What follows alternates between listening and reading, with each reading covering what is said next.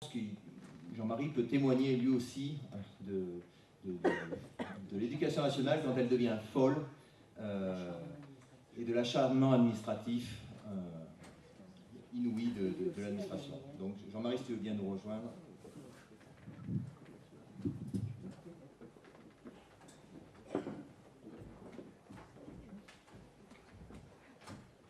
Oui, cette éducation et cette école qui nous a bâtis, je pense, Pierre, qui est petit-fils d'immigrés, tout comme polonais, comme moi, c'est très bien que sans l'école, on se retrouvait dans la vie active, en production directe, et à l'usine, comme son père, ou à la mine. C'est-à-dire que d'un côté, cette école, elle nous a tout donné, et sans elle, on ne pourrait pas être ce qu'on est, c'est-à-dire sans cette rencontre avec un foyer.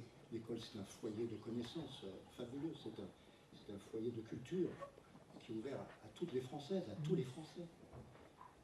Et sans cette école, promotion sociale, épanouissement individuel, éducation et culture reste aléatoire pour les enfants du peuple. L'ascenseur social, actuellement en panne, a fonctionné pour beaucoup d'entre nous. C'est dire ma déception aujourd'hui de voir, de constater l'état dans lequel les contre-réformes et l'absence de projets ambitieux paralysent les initiatives dans le domaine de l'éducation. Là, je renvoie au livre de Pierre Frakowiak, dont je fais une critique dans les actes de lecture, puisque je suis aussi vice-président de l'Association française pour la lecture. Et donc, son livre, En rire, l'école, en rire, en pleurer, en rêver, je pense qu'il ne faudrait pas en désespérer. Et ce soir, on a peut-être un certain nombre d'éléments qui permettent d'être optimiste, parce que sur le fond, eh bien, on a traversé des années noires, et c'était difficile. Les gens qui se sont battus étaient peu nombreux. Il y avait peu d'inspecteurs d'académie qui disaient que ces réformes étaient mauvaises. Et il y avait peu de recteurs qui ont démissionné, peut-être une rectrice ou deux. Il y avait peu d'inspecteurs comme Pierre Frakowiak qui disaient « Mais où allons-nous ? Mais où allons-nous avec ce pilotage et ce management, cette éducation nationale, cette machine folle ? Où allons-nous ? Vous pouvez nous le dire ? Et personne n'était capable de le dire parmi les hauts fonctionnaires de l'éducation nationale. Et quand je t'entends, Chantal, décortiquer le rapport des inspecteurs généraux, c'est très intéressant de démonter tous ces mécanismes, toute cette machination.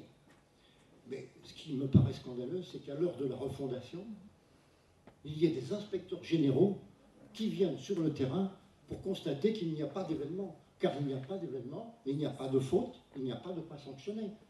Est-ce que ces inspecteurs généraux, c'est comme un corps d'élite, est-ce qu'ils n'ont pas autre chose à faire aujourd'hui, avec tous les chantiers, que de venir dans notre département, dans votre département? Moi, c'est la première question que je me pose. Hein. Alors, c'est dire aussi, moi, ma révolte face aux injustices et ma sensibilité au traitement inégalitaire des personnels enseignants qui se dévouent chaque jour, au quotidien, pour faire réussir les enfants, qui sont présents, qui gèrent les difficultés au quotidien.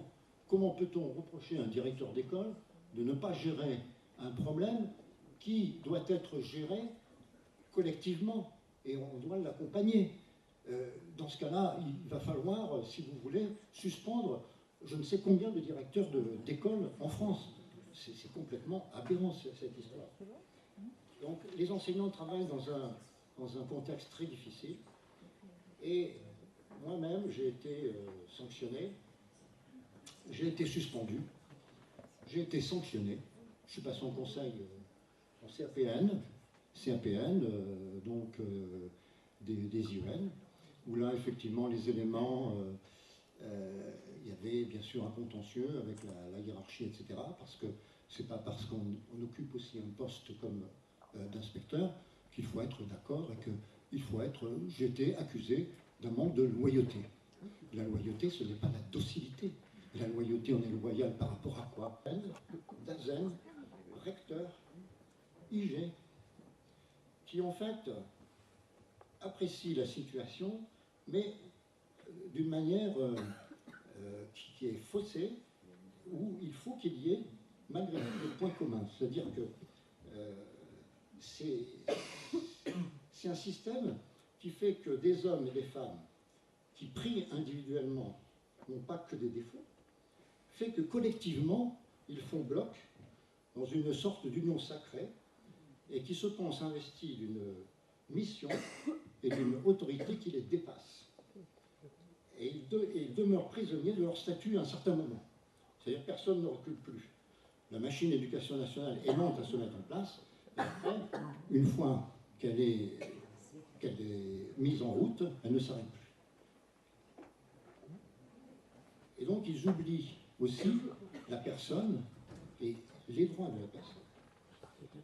Donc dans ces conditions, c'est difficile de percer cette cuirasse monolithique qui garantit l'impunité des personnes qui peuvent agir en pleine irrégularité. Parce que là, des irrégularités, il ne faut pas être juriste pour les constater. Donc les responsables hiérarchiques agissent de l'éducation nationale, agissent, pas tous, mais il y en a pas mal, parce que ce n'est pas la seule situation, comme si en fait les vrais débats leur faisaient peur, comme si la moindre réserve, la moindre argumentation s'apparentait à une critique, alors que critique systématique, alors que la contradiction elle est inscrite au cœur du débat, c'est comme ça qu'on avance. Alors, nous voilà donc tout d'un coup, avec cette affaire, dans des heures qui sont sombres, quoi, de l'école Foucard. Et si on remonte dans l'histoire, on a des exemples au XIXe siècle, où les enseignants étaient dans les rapports d'instruction, ils étaient jugés par rapport à l'appréciation qu'ils portaient sur les événements, en 1848, en 1871. Donc on avait des inspecteurs qui tranquillement expliquaient qu'un tel, durant les émeutes de 1848, s'était tenu en dehors, qu'un autre avait participé et qu'il n'était pas fiable, parce que justement il avait participé. Et ça, nous avons ça dans les rapports. Et moi, ça m'a fait penser à ça, qu'on puisse, dans un rapport d'inspection, avoir autre chose que, effectivement, la manière de servir de l'enseignant. Et la manière de servir de l'enseignant, ça ne doit pas faire l'objet d'un rapport de l'inspection générale. Ce n'est pas leur mission. Il faut interroger le ministre là-dessus. Est-ce que les inspecteurs généraux, dès qu'il y aura un petit problème, si problème il y a, vont débouler dans les départements et ils vont, comme ça, faire des rapports sur la manière de servir des enseignants. Mais on n'aura pas assez d'inspecteurs généraux. Vous imaginez, nous ne sommes que 120. Donc, à 200 pages le rapport. Donc je pense qu'il faut aussi, pour pouvoir aboutir, je crois que là, il y a matière à aboutir parce qu'il y a un soutien qui est large, qui est déterminé, qui est argumenté. Pour aboutir, il faut des contre-pouvoirs. Rappeler les droits acquis, des syndicats forts, des mouvements pédagogiques écoutés, des associations puissantes.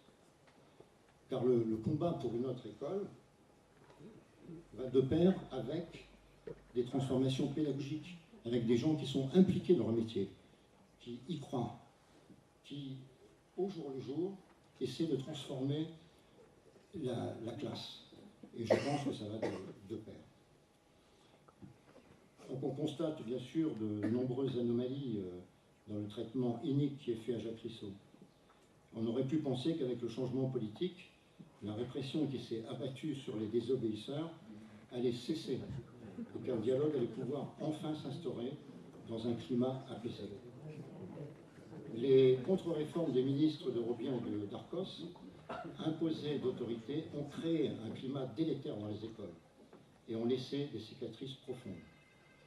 Force est de constater qu'au moment de leur fondation, certaines méthodes inadmissibles et les mauvaises habitudes perdurent, allant jusqu'à des formes d'acharnement sur des enseignants, pouvant aller jusqu'à un harcèlement institutionnel, parce que là, c'est un harcèlement institutionnel dont il s'agit.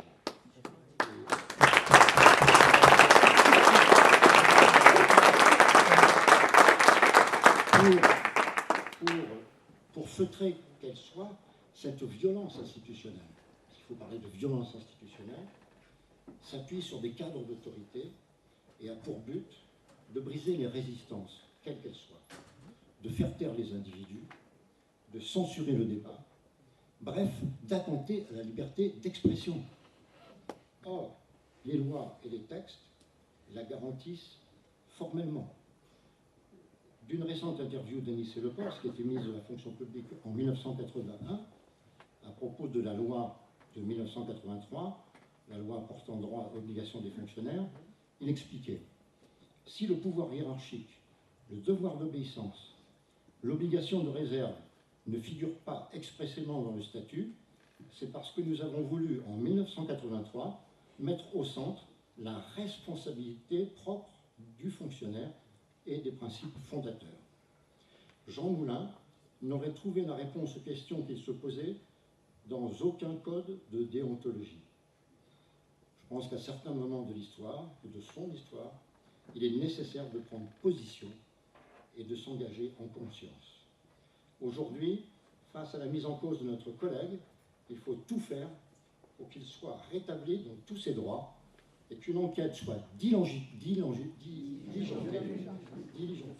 pour situer les responsabilités et en tirer les conséquences quant au fonctionnement de la machine éducation nationale.